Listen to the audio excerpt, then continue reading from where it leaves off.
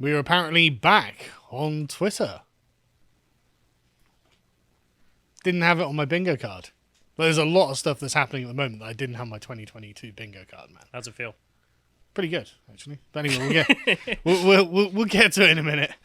Before we go on, we have a merch store, and this is the first shirt that we have. We've got like the regular sort of Lotus merch, but we've got a particular shirt here that I thought was quite good. If you want to get the this one up, John, yeah.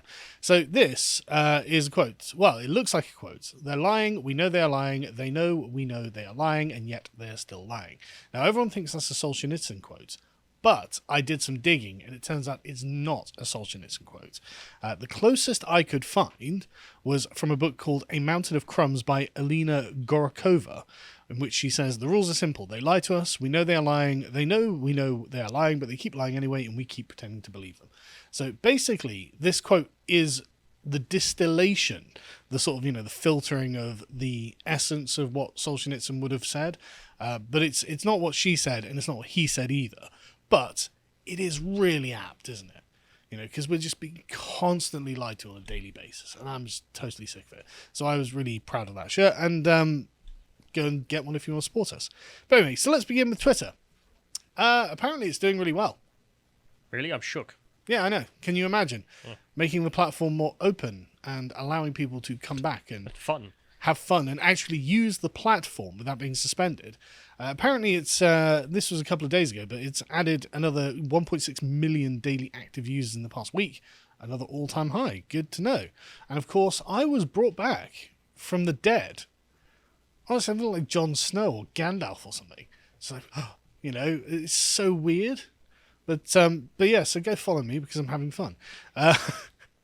Anyway, so now the natural response to all of this is, of course, leftoid journalists freaking out.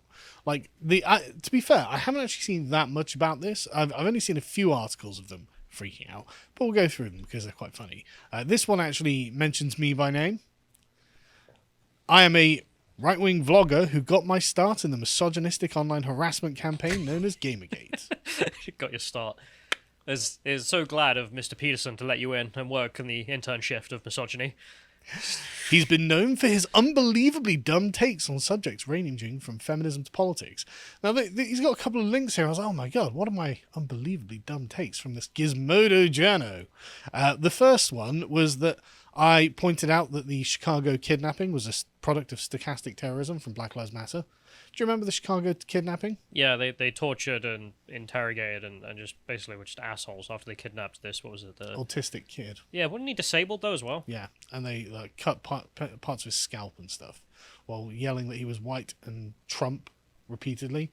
And it's like, look, this is clearly a product of stochastic terrorism. And clearly the fault of, I would say, Black Lives Matter. And they're like, no, it's not. No, it's not. How dare you say this? Well, whose fault is it? Yeah. What other motive possibly is there? Yeah. What other massive social movement is there that demonizes white people to benefit black people? That these black individuals may have picked up. And the other link is to a joke, the joke controversy of PewDiePie in 2017, where I was like, making jokes is not actually anti-Semitic. No, it's not. No. So go listen to George Carlin. Yeah. And the thing is, this seems so quaint, right? Because PewDiePie was, if you recall, like pretending like he was watching like Nazi propaganda or something, and it's like, yeah, what's Kanye doing these days? Like, the bar has been raised, hasn't it? So no, just totally molding, which is hilarious. So anyway, getting on Twitter, a lot of people started deleting their accounts, like Sam Harris, just gone. Yeah, it just seems weak to me. Yeah, me too. And Claire Lehman, the founder of Quillette, she deleted hers as well. It's gone. What's this about? Is this people just upset that they're not banned? I don't know. Like, just I can't take the free speech. Well, you were fine with the regime for the last few years. That was perfectly comfortable. Yes, I would like it when the leftists are in charge, so I can pretend to be a freedom fighter. Like, I don't get it. No, it's weak, and I don't understand it. Presumably, this is like, I don't know if someone's trying to craft a narrative that, well, the right are banning people or something, and we'll prove that by leaving. Well, speaking of banning people, Ethan Klein did get banned, which is just really hilarious. Breaking the rules. Yeah, actually, for breaking the rules. Of all the people, though, again, just 6 months ago, nothing he could have done would have got him banned. And now... and of course, weirdly, The Amazing Atheist got banned as well. I don't know why he got banned, but that's odd. But anyway... Yeah, I looked up his archive, and he said he was banned in August as well. Really? So I don't... I asked him in the comments of that thing to ask, what did you post? And he never responded. So. Right. Anyway, so Elon replied to Ramsey Paul. If you scroll up just so you can see Ramsey Paul's one, it says, Twitter is reportedly nuking pedo accounts. This is eliminating much of Antifa Twitter. And so Elon replies going, look, removing child exploitation is priority number 1. Please reply in the comments if you see anything that Twitter needs to address. That's good. And apparently there have been child porn exploitation hashtags that no longer appear and stuff like that. It's like, that's weird. Yeah, why did they appear before? Yeah. Why did it take Elon Musk? When they're a dedicated team, we're told there was a dedicated team of human beings, not bots, who sat and made sure anything like that was immediately destroyed.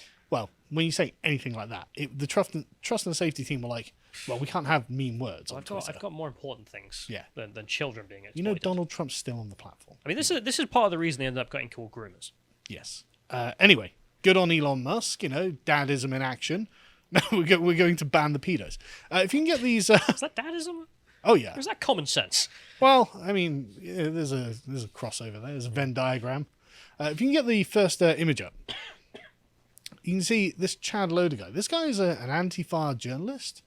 And notice that Ramsey Paul, the Elon Musk Ramsey Paul exchange, Twitter is reportedly nuking pedo accounts. Antifa Twitter's in trouble. And this Antifa journalist is like, back up and archive your Twitter ASAP. Your Twitter isn't the Library of Alexander. Like, why do you need it backed up? Especially an Antifa account. Oh, God, it's my tweets are going to be lost for time. Yeah, okay, big deal, right? But B, why did you feel personally attacked by pedo accounts being nuked? Weird, isn't it? Just anyway, moving on, he got banned. Oh, that's weird. There's more of that. Yeah, but he got suspended. So, Who knows why? Yeah. But there's some good news for the Antifa nonces. Elon Musk asked, should Twitter offer a general amnesty to suspended accounts provided they have not broken the law or engaged in egregious spam? Now, this was interesting because this came shortly after he was saying, no, I will not allow Alex Jones back on for personal reasons, because he doesn't like Alex Jones, which is fair. And people were like, no, come on, that's not on, right? And so he put it... Sorry, I'm laughing because there's the point in there as well of broken the law. I saw a bunch of Channel 4 Westminster journalists being like, well, in the UK it's illegal to post anything grossly offensive. As if they seriously think he's going to apply that. Well, we'll get to the standard in a minute.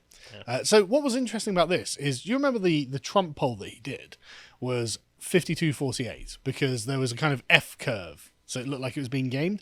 Well, in this one... Not at all. 72% yes, 28% no, 3 million votes. So that's pretty overwhelming. That's great. And as he says, the people have spoken. Amnesty begins next week. Vox Populi, Vox Dei, which is excellent. So all of those lefties who got banned for being left-wing, they're back. And this caused much moulding among left-wing journalists. Again, oh no, democracy. What's wrong with democracy? But if you can get to the next one, you see, like this was just a Huffington Post. If you can get to the next one, John, this Huffington Post author. Oh look, Elon Musk is letting banned accounts back on Twitter. Chief Twit rules by polling now, as in people have a vote on it, and he does what people are asking for. Like he's actually being a representative. Do you remember when that happened before? When? Oh, well, yeah, right. I thought you were going to give me an example. Like, what example? That's the thing. I was like, no. I do not remember when this happened before. So, what a strange and novel concept democracy is to left-wingers. Anyway, this is opening the gates of hell. Dun, dun, dun. Says Taylor Lorenz. Oh, fucking hell. I didn't clock then. Elon Musk, I didn't even look actually who wrote this until right now. Elon Musk plans to reinstate nearly all previously banned Twitter accounts to the alarm of activists and online trust and safety experts. So at least they're calling themselves activists now. And that always makes me happy that online trust and safety experts are on suicide watch. Yep. Apple and Google seriously need to start exploring booting Twitter off the App Store, says Alengirda Caraballo, clinical instructor at Harvard Law's Cyber Law Clinic. Piss off? What Musk is doing is existentially dangerous for various marginalized communities. Imagine thinking that trans people, if Elon Musk allows people on Twitter to talk, trans people stop existing. Existentially dangerous. The gays are over if Elon Musk allows free speech on Twitter. Certain things do. Go on. Because these people's worldview is that I'm only valid in, let's say, cake gender, as something I'm just bringing out of the ether.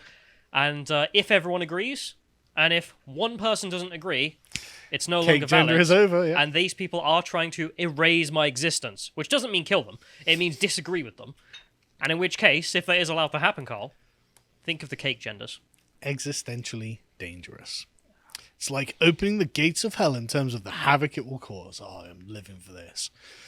People who engaged in direct targeted harassment can come back and engage in doxing, targeting harassment, vicious bullying, calls for violence, celebration of violence. I can't even begin to state how dangerous this will be. Dude, it's Twitter. Like, it's you literally... just log off. Yeah, close your eyes. It's not even real. Yeah. You actual weirdo. You freaks, honestly. Anyway, moving on.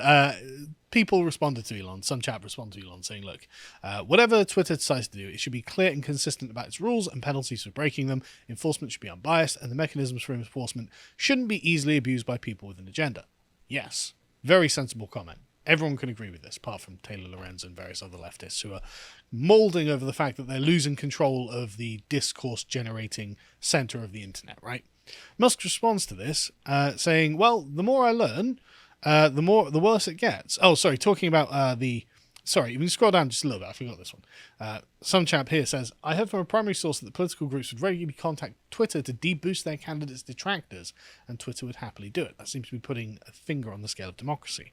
To which Musk replies, it is objectively the case that conservative political candidates were more negatively affected than progressive candidates. Anyone using Twitter knows this. The question is simply one of magnitude. Yes. Release it. Well, yes, that's exactly right. I don't mean to rush you, but... Well, exactly. I don't think you're suicidal. I hope Elon isn't either. Well, this was the question, wasn't it? If you go to the next one, responding to the call, raise your hand if you think Elon Musk should make all internal... next one, John. All internal discussions about the decision to center the New York Post story on Hunter Biden's laptop before the 2020 election... in the interest of transparency, and Musk simply says this is necessary to restore public trust. Oh, that'll be interesting. That's my point. You need to do this fast. Oh yes, because if you dilly dally, I don't know. I don't trust these people to just let you actually bring reality to the public. Yes, that's going to be quite the event, and I'm looking forward to Slack conversations. Yeah, just what was behind it. Just let's see them talking about Here's it. This employee who goes to this person's rally constantly, and then that person's detractors, which instantly deboosted on this date. Remember that Jen Psaki said that the Biden regime was working with Silicon Valley companies. All those emails will be there? Yes. So lots of communications with the Biden regime to Twitter, and I mean, we know they're sent to Facebook. We're not going to get those. But that will be incredibly fascinating to see. Just new thread, all corruption, and then just screenshot after screenshot after screenshot as replies. Just keep going. That'd be so One good. a day. Make it a Christmas miracle. And it would be. Anyway, so Elon's view on content moderation. Someone says, please limit content moderation to illegal content or at most a narrow interpretation of moderation under Section 230 and give users the tools that enable the freedom to choose the content that they like to see. And Musk replies, that's the general idea. Exactly. And of course, because this is something the left is constantly going on about, and to be fair, you don't really want it, even though you should have the freedom to do it, Elon Musk is reducing hate speech. Apparently, hate speech impressions are lower. They're down by a third from the pre-spike levels. When he took over... All the antivirus accounts are gone. Well, yeah. Congrats to the Twitter team. And he replies to himself saying, I have half a mind to wag my finger at the 1,500 accounts that caused the spike, but I shall forbear. Reducing the max allowed tweets per day to a number below what a speed typist on meth could do was helpful. All right, so apparently there were a bunch of people just hysterically posting, like, offensive tweets. It's like, okay, I have no idea. Probably a lot of bots. Yeah. Of course, it's bound to be bots.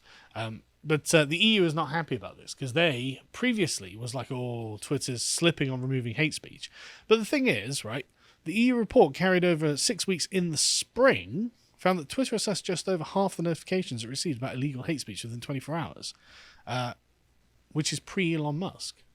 So, like, them putting out this report now, it's like, okay, but that's not him. Like, anyway, so Elon Musk liquidated the Brussels branch. Deserved. Yeah. Oh, what, the EU saying something? No, you're all gone. Yeah. Yeah. The two executives who are in charge of Twitter's digital policy in Europe have left. Someone in the chat's like, what if he just blocks the EU for a day? Well, wouldn't that be hilarious? I would do exactly that. Do you remember when Google did it? Yeah. To try and make sure Yes. that they weren't being censored. And it's just Yes. like, yeah, it's a good tactic. Yes, they've done this a couple of times, actually. These executives are the driving force in getting the company to comply with the EU's Landmark Digital Services Act. And Elon's like, nah, we'll get rid of that. Thanos snap. Anyway, so the New York Times is crying. The Washington Post, not the New York Times.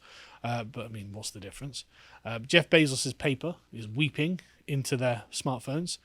Musk's free speech agenda dismantles everything, blah, blah, blah. But you remember how they were all crying? I think we've been over this article before, so I won't linger on it. But they were all literally crying, right? So they're complaining that in recent days, Musk has restated both Trump and Babylon Bee, along with a handful of other controversial accounts. I don't even get a call out in Washington Post. Gutting. So they are talking about me. But Musk is looking to automate much of the trust and safety team's work to police content, eliminating some of the nuance from the complicated decisions for a cheaper approach. He's literally turning it into an NPC machine. Yeah. You lot were all NPCs. I can literally replace you with NPCs. Yeah. In Twitter's early years, the company's executives called the social network the free speech wing of the Free Speech Party. Yeah, that was 2009. Yeah. How things have changed. But then came Gamergate, the brutal 2014 campaign against women in the video game industry. Woo! Zero casualties. Yeah. On either side, actually. But, you know, it's always good to support the troops. Yep. And the site started to evolve. Just evolved, you see. It was a natural process. In 2015, Vijaya Gad committed in a op-ed to invest in tools and systems that would better detect and root out abuse. Musk's sudden demand to unsuspend the Babylon Bee was problematic. To who? Not to me. If the company restored 2 accounts without clear reason, it would undo years of careful work. The careful work specifically here? Of censoring. Well, it was a specific censorship law, which is the one Tim Pool brought up to Vijaya. Yeah. You may remember. Which is misgendering.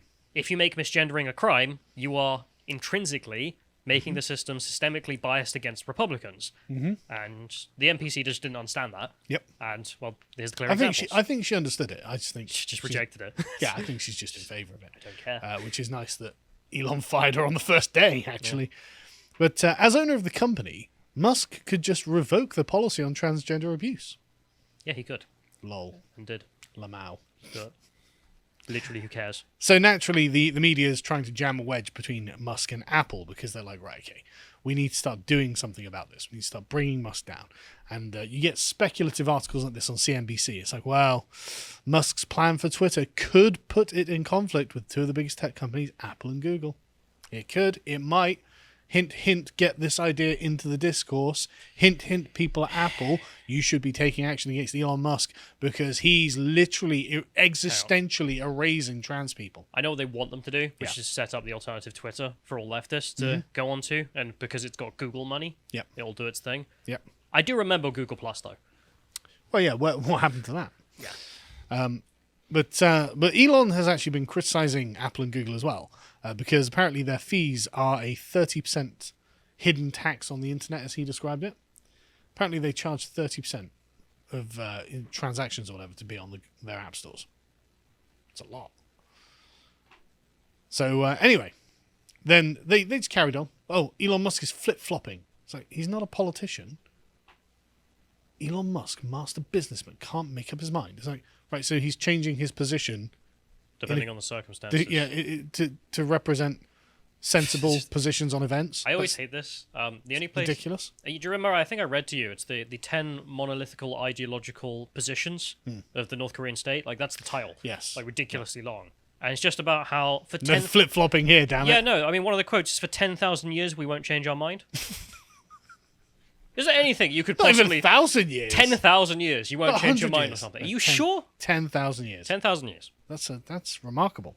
Anyway, moving on. The Vox is trying to drive a wedge between Musk and his employees at Tesla. Oh, problems at Twitter and Tesla. Oh, are the Tesla employees happy with what he's doing at Twitter? They're all dupers. They don't care. Yeah, exactly. But they're like, well, you know, the stocks are down. Ooh, Musk is distracted by his shiny new toy. Twitter, ooh, he doesn't care about you. In the wake of the Twitter acquisition, some experts and analysts are concerned that Musk's new job might be undermining his responsibilities as CEO of Tesla. Who are these experts and analysts? Name them. I want to know. Oh, they have names in my head. Yeah, exactly. But the point that I'm making is pretty clear, and you can see exactly where we're going with this. This is all pretty weak source at the moment, but you can see that the mob of progressive, you know, what's called the cathedral, the sort of array of progressives in all of these walks of life, Musk has come in like an absolute bulldozer, smashed their control of Twitter, and now they're trying to regroup. To be fair, it's a pretty unexpected tactic. Make $44 billion and then just buy it. Yeah. Is not what anyone was expecting. And then fire everyone and rescind all of their policies and bring back all of those people that everyone hated. Like just build your own platform, bro. Yeah, exactly. Just make $44 billion, bro. Okay. It's literally a private company that can do what it wants. Yeah. But I can see Google money starting to move. Exactly. You know, they're trying to figure out a game plan now. So, okay, we need to stop. Okay, so maybe getting them off the Apple Store, blah, blah, blah, you know. Or they're trying to figure out what they can do to actually put the brakes on Elon Musk because, let's be fair, he's doing a great job and he's doing whatever the hell. Yeah. Sorry? Yeah, exactly. We can't have that. He's doing a great job for them, not for us. And he's absolutely smashing it. So, good stuff. If you appreciated that segment from the podcast of the Lotus Eaters, you can go to lotuseaters.com to get access to all the premium content we have on the site, such as the premium videos we do. There's one on the politics and psychology of Nightcrawler. If you'd like to find out what else we're putting out, you can follow us on Getter at lotuseaters_com on Getter. Thank you and goodbye.